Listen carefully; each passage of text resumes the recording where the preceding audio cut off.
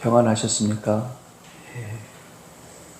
오늘도 하나님 앞에 믿음을 지켜 성전에 올라와서 예배하는 여러분들, 하나님께서 귀하게 여기시고 이미 여러분들의 마음을 받으셨기 때문에 하늘의 신령한 은혜로 갚아주실 줄로 믿습니다.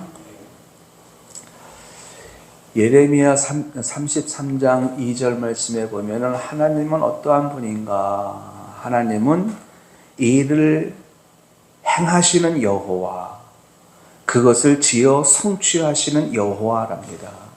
이 말씀은 풀어보면 하나님은 어떤 일이든지 계획하시고 계획하신 것을 말씀하신 대로 또 계획하신 대로 이루시는 분이라는 겁니다.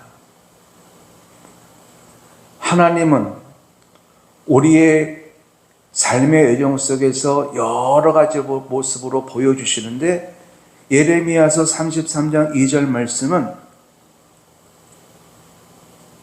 일하시는 대로 또 말씀하신 대로 그대로 이루시는 신실하신 분이시라는 겁니다. 그렇기 때문에 우리는 어떻게 해야 될까? 하나님이 우리에게 레마의 말씀을 주셨거든 그 말씀을 어떠한 경우에도 믿고 확신을 해야 합니다. 절대로 믿고 확신을 하면서 또 한 가지 우리가 해야 할 것은 인내하면서 기다리는 거예요. 하나님의 때가 이를 때까지. 다시 한번 말씀을 드립니다. 여러분, 하나님은 당신이 말씀하신 것을 반드시 이루시는 분이시면, 이것을 믿는다면 우리는 그 말씀이 이루어지기를 소망하며 인내하며 기다리는 여러분들이 되시기 바랍니다. 인내하며 기다리는 것이 우리가 해야 할 일이에요. 물론 그 전에 약속을 믿는 것도 우리가 해야 하는 일이지요. 자, 예수님께서 제자들에게 인자가 많은 고난을 받고 장로들과 서기관들과 대제사장들에게 버림받아 되었다가 이제 죽임을 당하고 3일 만에 다시 살아날 것이다 라고 하는 말씀을 제자들에게 말씀하여 주셨습니다. 가이사랴에서 예수님께서 이 말씀을 하시고 이후로 2번을 더 말씀하시면서 여러 차례 말씀해 주셨습니다. 예수님께서 하신 말씀이에요. 그렇다면 제자들은 어떻게 해야 되겠습니까? 예수님의 죽음의 예고, 부활의 예고를 들었으니 믿어야 되겠지요. 그리고 그 말씀을 마음에 품고 있어야 되겠지요. 그런데 제자들은 그렇게 하지 않았습니다. 죽음의 예고도 부활의 예고도 그들은 마음에 두지 않았습니다. 그리고 저들에게 있었던 관심은 무엇이냐? 예루살렘 성에 입성을 하게 되면 우리 주님이 왕이 되실 것인데, 왕이 되면은 우리 가운데 누가 더 높은 자리에 앉을 것인가? 여기에만 관심을 가졌을 뿐이에요. 그러다가 예수님께서 예루살렘에 입성하시고 5일 만에 이제 말씀하신 대로 서기관과 대제사장과 바리새인들 그리고 로마 군인들에게 붙잡히셨습니다. 너무나도 무기력한 모습으로 붙잡히셨고 심하게 매질도 당하셨고 결국에는 십자가의 죽음을 당하셨습니다. 이 광경을 지켜보던 제자들이 그때서야 비로소 예수님의 죽음을 인정하기에 이릅니다. 그런데 예수님께서 죽음만 예고하신 것이 아니죠. 부활도 예고하셨습니다. 그런데 부활에 대한 생각, 이들은 아예 가질 수가 없었어요. 여러분, 죽은 자가 어떻게 다시 살아날 수 있습니까? 지금까지 그런 일을 한 번도 보지 못한 제자들로서는 예수님께서 부활의 예고를 말씀해 주셨음에도 그 말을 믿을 수가 없었습니다. 믿을 수 없으니 당연히 마음에 둘 수도 없었겠지요. 그런데 정말 예수님께서 죽은 지 3일 만에 부활하셨습니다. 그리고 부활하신 몸을 제자들이 모인 가운데 직접 나타나 주셔서 보여주셨습니다. 그때서야 제자들은 예수님의 부활을 믿기 시작했습니다. 예수님께서 부활의 예고를 말씀해 주신 것을 처음에는 믿지 않았다가 부활하신 몸을 보고 나서야 그때서야 믿기 시작을 했는데, 그러나 제자들이 다 믿은 것은 아니지요. 예수님의 부활을 목격한 제자들이 이제 도마를 만나서 도마에게 예수님이 부활하셨다라는 소식을 알렸지만은 그는 안타깝게도 그 현장에 없었기 때문에 이렇게 말을 합니다. 내가 손에 못자국을 만져보지 않는 한, 옆구리에 창자국 나 있는 곳에 손을 넣어보지 않고서는 내가 믿을 수 없다라고 말할 정도로 도마는 믿지 않았습니다. 결국 제자들은 예수님의 죽음에 대한 예고, 부활에 대한 예고를 들었음에도 불구하고 그것이 그대로 이루어질 것이다라고 하는 믿음을 가지지 못했어요. 말씀드린 대로 예수님은 하나님이신데, 하나님은 당신이 말씀하신 것은 반드시 이루시는 분이다라고 하는 이 믿음을 가지고 있었더라면, 또 제자들이 예수님은 그리스도라, 메시아다, 살아계신 하나님의 아들이다라고 하는 것을 정말 믿고 고백을 했더라면 예수님의 말씀을 마음에 두고 있었어야 하는데 그렇지 못했다는 것이요. 여러분, 우리 하나님은 어떤 분이신가? 우리 하나님은 말씀하신 것을 그대로 이루시는 분이십니다. 예수님도 마찬가지셔요. 예수님도 우리에게 말씀을 주시고 주신 말씀을 그대로 이루시는 분이십니다. 이것이 누가복음 9장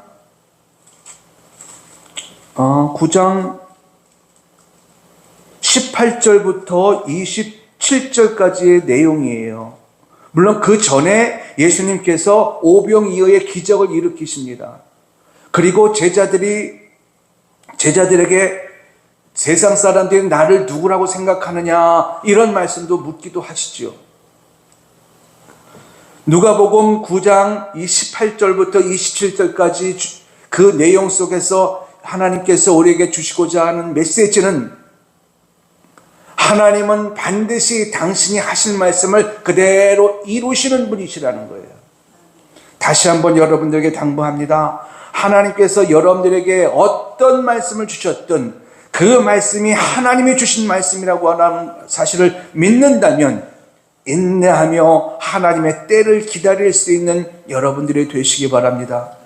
저도 오늘 성전에 올라오면서 하나님 앞에 이렇게 기도했어요. 하나님, 제가 준비가 되었거든, 그리고 하나님의 때가 되었거든, 우리 교회에 늘 푸른 목장이라고 하는 이 목장에 양들이 올라오게 하옵소서.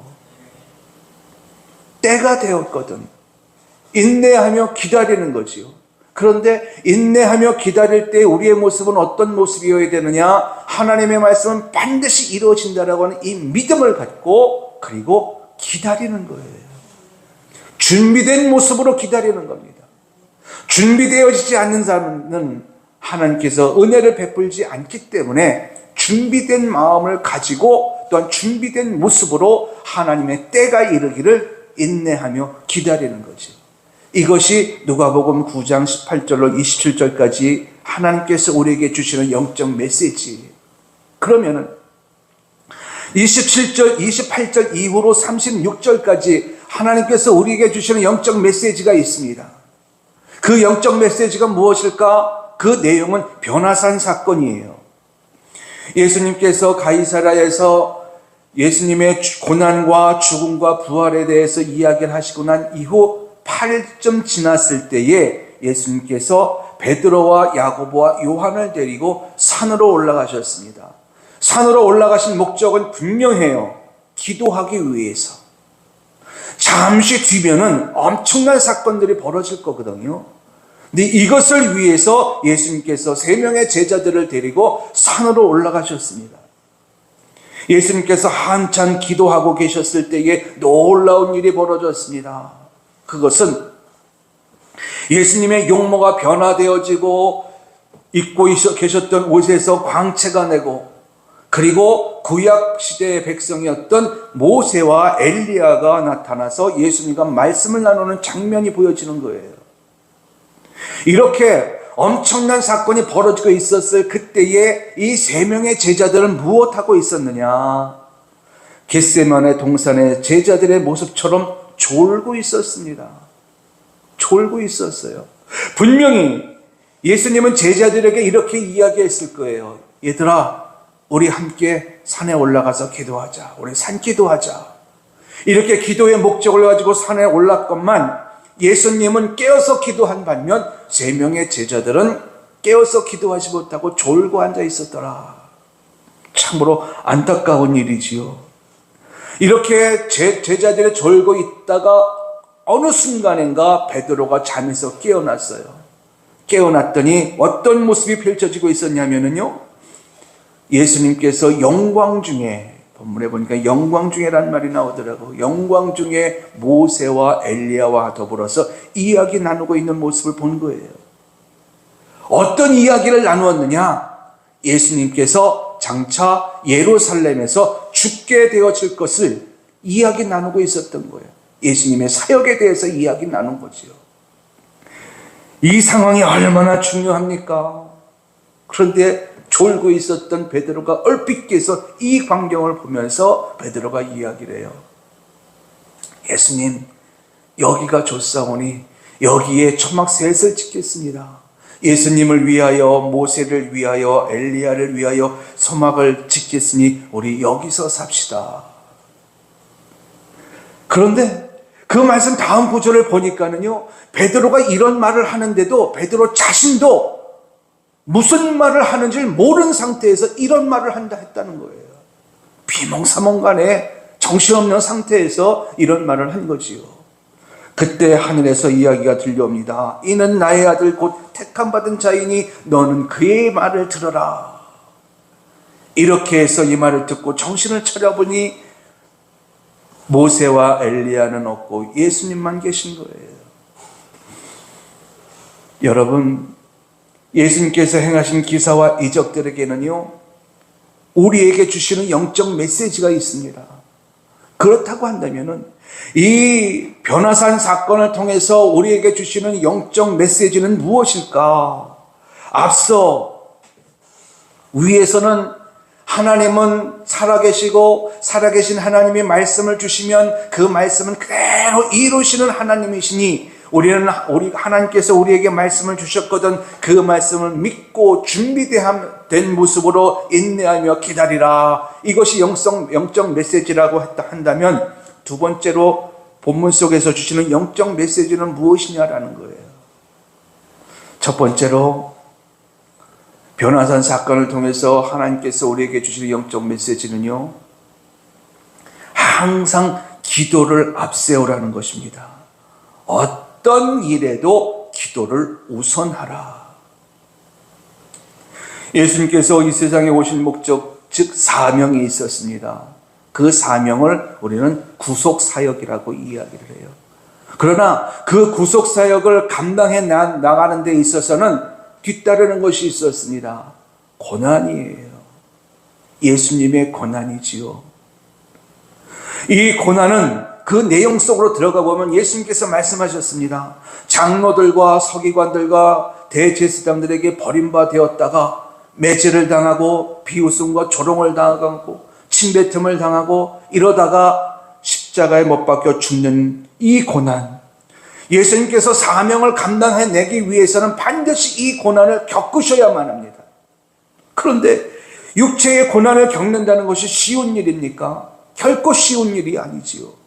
겟세마네 동산에서 예수님께서 종일토록 밤새도록 기도하셨던 그 내용도, 또 변화산에서 예수님께서 기도하신 그 내용도 들어가 보면은 육체의 고난이 두려웠던 거예요.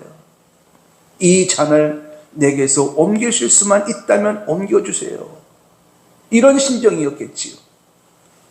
그래서 이 육체의 고난을 견뎌내야만 사명을 감당할 수 있는데, 이 사명을 감당하고 육체의 고난을 이겨내기 위해서 예수님께서 취하신 첫 번째 행동이 무엇이냐? 바로 기도였다는 겁니다.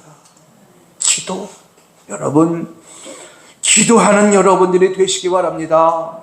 예수님은 본래 하나님이시기 때문에 기도하실 필요가 없는 분이에요.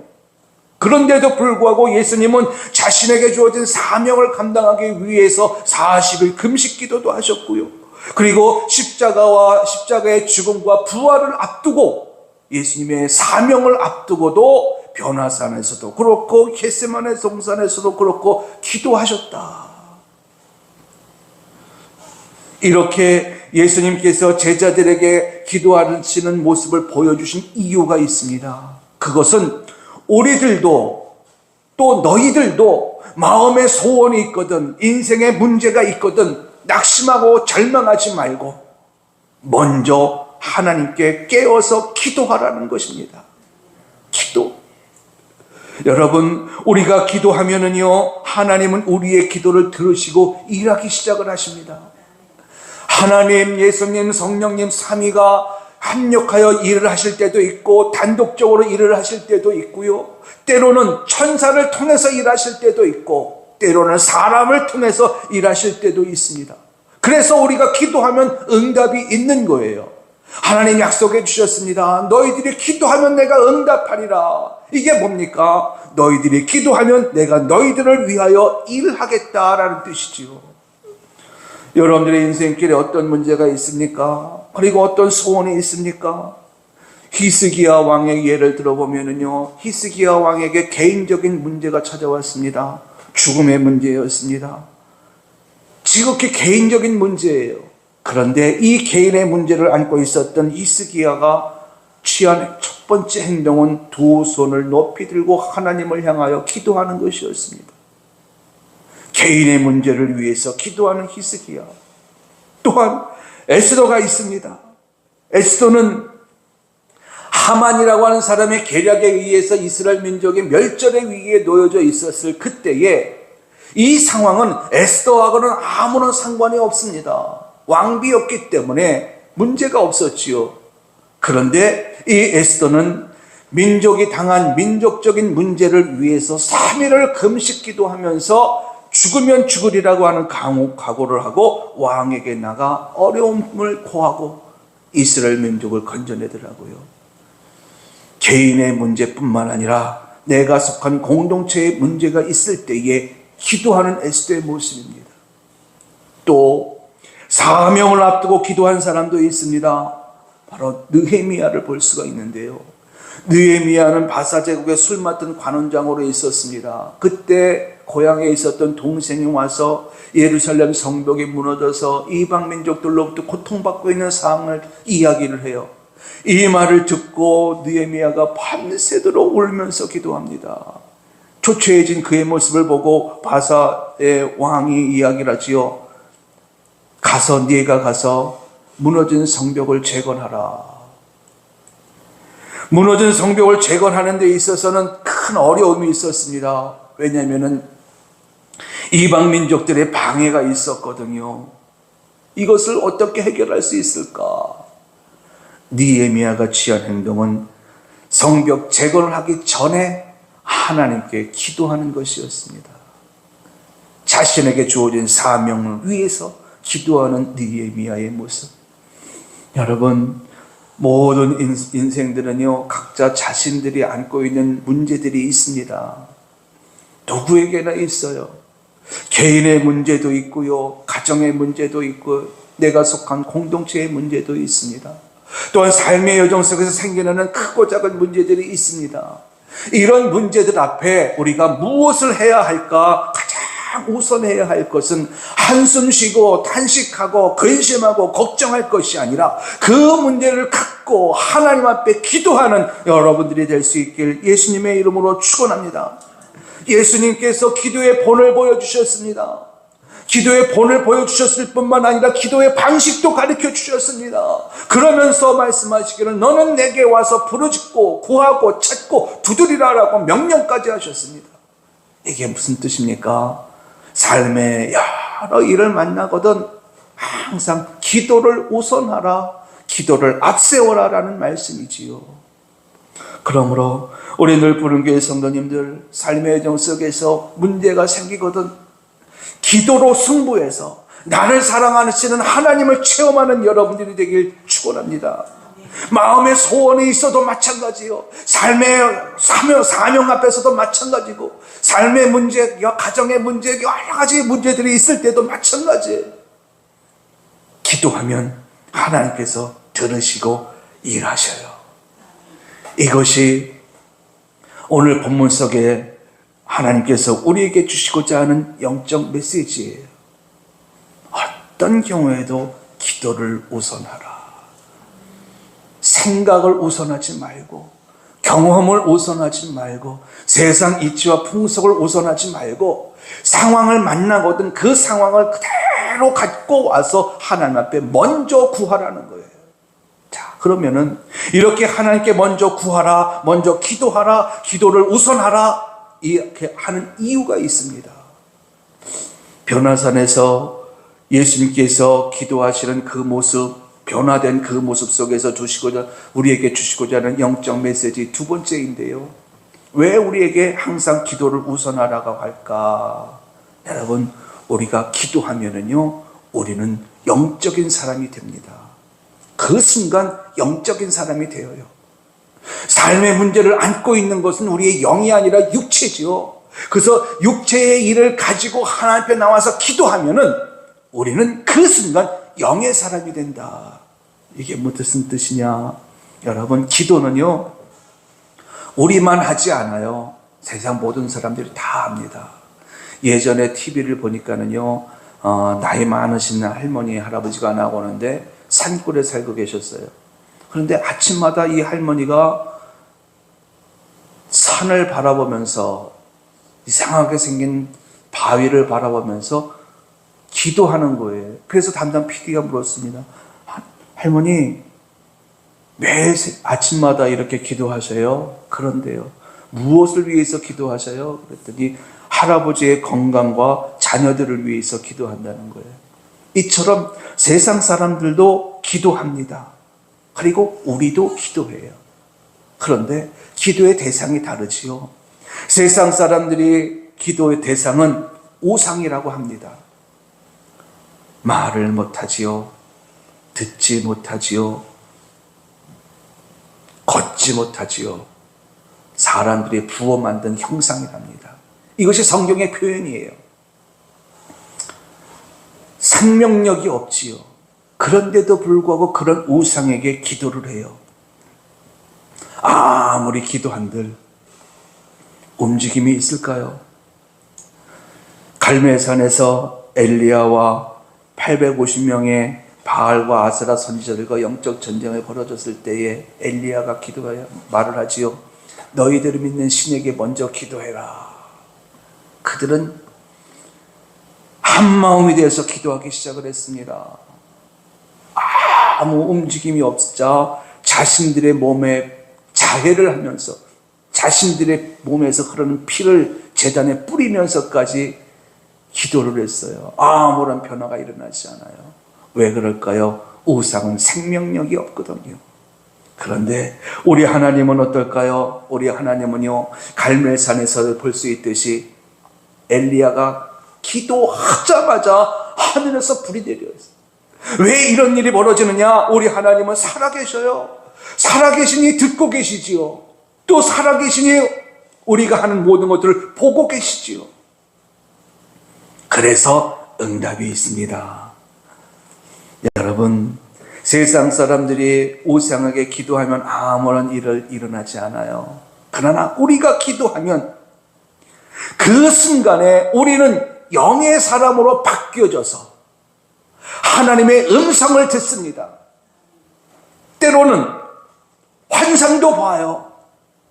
어떻게 환상을 보고 또 어떻게 음성을 듣게 되어지느냐? 그 순간에 우리가 영의 사람이 되기 때문에 그래요.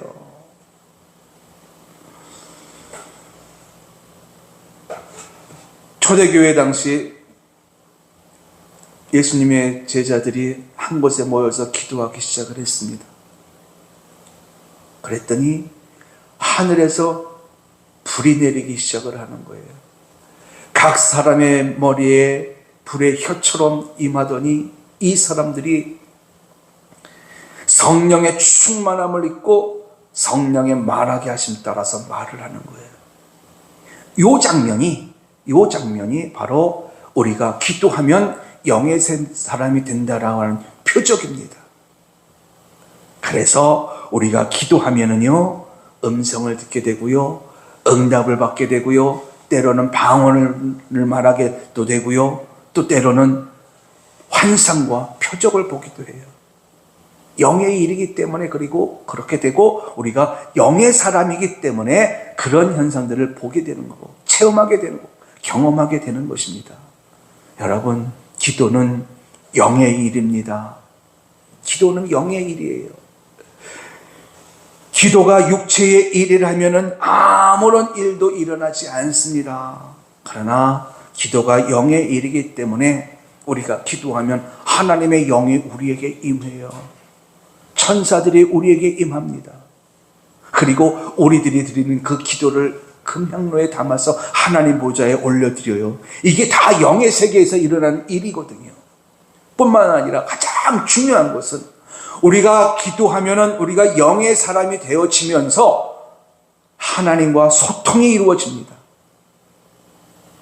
하나님과 소통이 이루어지니 하나님의 뜻과 계획도 알게 되어지지요. 그렇기 때문에 우리가 기도한다는 것은요, 굉장히 중요한 일이고요. 또 우리가 살아계신 하나님께 기도할 수 있다라고 하는 것은 너무너무 감사한 일인 것입니다. 여러분, 하나님께서 여러분들에게 주신 기도의 특권을 마음껏 누리는 여러분들이 되시기 바랍니다. 우리가 기도하면 우리는 영의 사람이 돼요. 우리가 영의 사람이 되면은요, 우리의 영혼이 잘 됩니다. 이것이 얼마나 큰 은혜인지 아십니까? 우리가요, 영의 사람이 되어져서 우리의 영혼이 잘 되면은요, 범사도 잘 되는 은혜가 일어나고요, 육체도 강건케 되어지는 은혜가 일어납니다. 그러니까는 우리가 범사가 잘 되고 육체가 강건케 되어지는 비결은 세상 권세나 명예나 물질을 취하는 데 있지 않고 우리의 영혼이 잘 되는 일인데, 이 영혼이 잘 되는 길은, 영혼이 잘 되게 하는 방법은 무엇이냐? 우리가 기도하는 사람이 되는 거예요. 기도하면 우리가 영의 사람이 되어지고, 또한 기도하면 우리의 영혼이 잘 되어지고, 나아가서 범사와 육체가 강건케 되어지는 것을 여러분 믿으시기 바랍니다. 이것이 하나님께서 우리에게 주시는 영적 메시지예요. 그러므로 우리 늘 푸른교회 성도님들, 그리고 오늘 영상 앞에 앉아서 또는 성전에 올라서 예배를 드리는 여러분들, 하나님께서 우리에게 주신 기도의 특권을 마음껏 누리면서 하나님과 영적 소통을 이루어내서 축복된 삶을 살아가는 여러분들이 될 수 있길 예수님의 이름으로 축원합니다. 마지막으로 이 변화산에서 이 사건이 우리에게 주신 영적 메시지는, 우리가 기도하면은요, 천사가 동원되어져서 천사가 돕습니다.